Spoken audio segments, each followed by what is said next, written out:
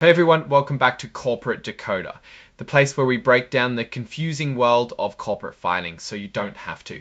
And today we are looking at Cantor Equity Partners Inc. And as you will see today, to have a new face joining the board, and that usually comes with some interesting changes. For those of you who love getting these insights right away, make sure you're subscribed because we drop new videos every week, and join our Discord community for more detailed discussions, all linked in the description below. So this is an 8K filing, which is basically a form companies use to announce major events that shareholders should know about right away, like a big change in leadership or a new direction for the company. Think of it as a special announcement in the corporate world. The report itself is dated August 15th, but the main event it discusses happened a day earlier on August 14th. That's usually how these things work. They happen, then they get reported. Our company for today is Cantor Equity Partners Inc. They are incorporated in the Cayman Islands and their stock trades under the symbol CEP on the Nasdaq stock market. First off, Cantor Equity Partners identifies itself as an emerging growth company. This means they are relatively new and have less than $1 billion in revenue in their last fiscal year. This status gives them some flexibility with reporting rules, allowing them to ease into stricter regulations.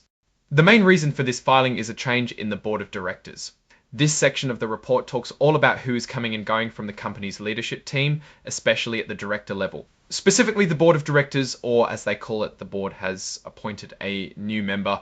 This new director is Luis Zurita, and he officially joined the board on August 14th. He will be serving as a Class 2 director, which is just a technical term for how directors are grouped and up for election at different times.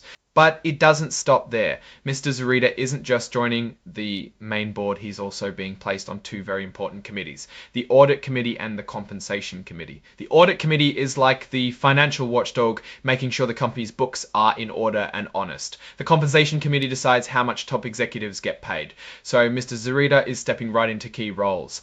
Now let's talk about Mr. Zurita's background. He brings over 30 years of experience in real estate, not just owning and managing properties, but also buying and developing them. This experience spans across the United States and the Caribbean, so he's clearly got a global perspective. Beyond real estate, he was also a co-founder and CEO of a successful e-commerce business in the Dominican Republic for nearly a decade. This shows he has experience in tech and online businesses as well. He's also no stranger to Cantor Equity Partners, having already served as a director for another related company, Cantor Equity Partners Tessuent, since May of this year. This prior experience with the company's network is a good sign for a smooth transition.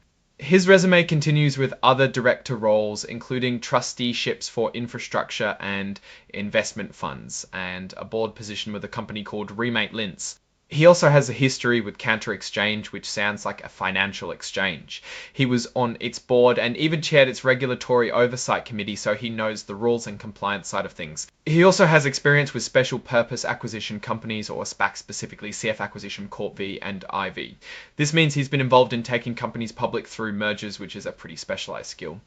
Education-wise, he's also very well credentialed with an MBA from Columbia University, a master's degree from the University of Pennsylvania, and a degree in architecture from Pratt. That's a solid academic foundation. The company believes his extensive experience in investing and managing businesses makes him a strong candidate for their board.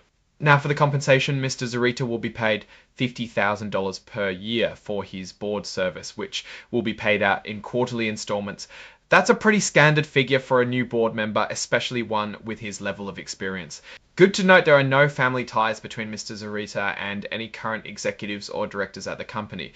So this appointment is purely based on his professional qualifications. And finally, the signature section just confirms that the filing is being made on behalf of the company. This confirms the date the report was officially submitted. The signature is from Brandon Lutnick, who is the Chief Executive Officer of Cantor Equity Partners Inc. So he's stamping his approval on this filing. Now looking at this appointment on its own, it's a positive step for Cantor Equity Partners. Bringing in someone with Mr. Zurita's diverse background in real estate e-commerce and financial oversight, particularly with his experience in regulatory committees and SPACs, suggests a focus on strategic growth and solid governance. His role on both the audit and compensation committees means he'll have a hand in ensuring financial transparency and executive accountability, which are crucial for any company, especially an emerging growth one. The fact that he's already served with another Cantor entity speaks to a level of integration and familiarity that can only help. We didn't see any specific financial tables in this particular filing as it's focused solely on the board appointment. However, the caliber of the person being added to the board hints at the company's ambition, the $50,000 integration and familiarity that can only help. We didn't see any specific financial tables in this particular filing as it's focused solely on the board appointment. However, the caliber of the person being added to the board hints at the company's ambition. The $50,000 annual compensation is standard and doesn't raise any red flags. A key takeaway here is the company is actively strengthening its leadership team, adding experienced directors, especially those with a track record in governance and diverse industries, is a sign of maturity and ambition. We'll definitely be keeping an eye on how Mr. Zarita's influence plays out in future filings and company performance. His real estate and e-commerce background might point towards potential new ventures or strategic partnerships in those areas. What's your take on Louis Zarita joining the Cantor Equity Partners Board? Does his experience make you more optimistic about the company's future? Let me know in the comments below. If you found this breakdown helpful, give us a thumbs up and subscribe for more corporate decoding. And remember to join our Discord community for deeper dives and discussions. Thanks for watching. See you next time.